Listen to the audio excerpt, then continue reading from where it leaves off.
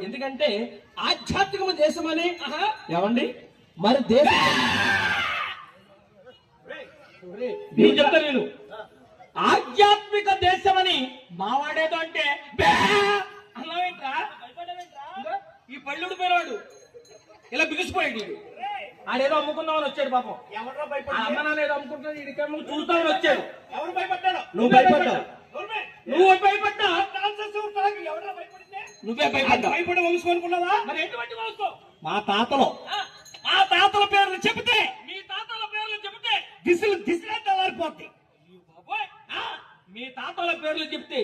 దిశలు తెల్లారిపోతాయి మరి ఎందుకు నీ పేరు చెప్తే కాపీ చల్లారిపోతాయి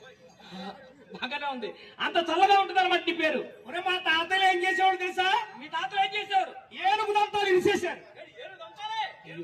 అప్పుడు పెద్ద పెద్ద అడవులు ఉండే కదండి పూర్వం కాలంలో పెద్ద పెద్ద అడవులు ఉన్నప్పుడు మీ తాతలు ఏనుగు దంతాలు విసేశారు పులికూరలు పెట్టి పీకేశారు మీ నాన్నగారు మీ తాతలు ఏమో ఏనుగు దంతాలు ఇచ్చారు మీ నాన్నగారు ఏమో పులికూరలు పీకేశారు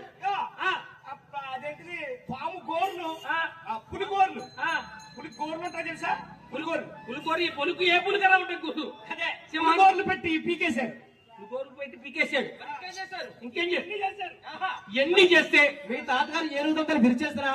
పులిగోలు పీకేస్తారా ఆ పాములు ఆ పులులు ఆ ఏనుగులు మిమ్మల్ని ఏమి చేయలేదా మమ్మల్ని మా తాతల్ని ఏం చేయలేదు మిమ్మల్ని మీ తాతలు ఏమి చేయలేదు ఏం చెయ్యు ఎందుకని అవన్నీ ప్లాస్టిక్ బొమ్మలు మన ఉత్సవంలో దొరికేది ప్లాస్టిక్ బొమ్మల ఏమవుతుంది అంతే కదా మరి అది బాగా మాట్లాడుతున్నా మీరు వచ్చారు అని తెచ్చారు రైటింగ్ ఏంటి మైకింగ్ ఏంటి ఇతర జనాలు షూటింగ్ ఏంటి మన మొక్కల కోటింగ్ ఏంటి మన ఎయిటింగ్ ఏంటి మన ముగ్గురు ఫైటింగ్ ఏంట్రా ఇక్కడ మన కోటింగ్ షూటింగ్ ఫైటింగ్ చేయడం రాలేదు ఈనాడు చక్కని కథ రామకథ చెప్పడానికి మనం వచ్చాము రామకథ అంటే రాముని కథయ్యా రాముని కథే మేము విన్నాం మీరు చెప్పేదేంటి అంటే అందరికీ తెలుసు అయినా సరే మరొక్కసారి అందరికీ కథ చెప్పడం వల్ల రాముడు ఒక మానవ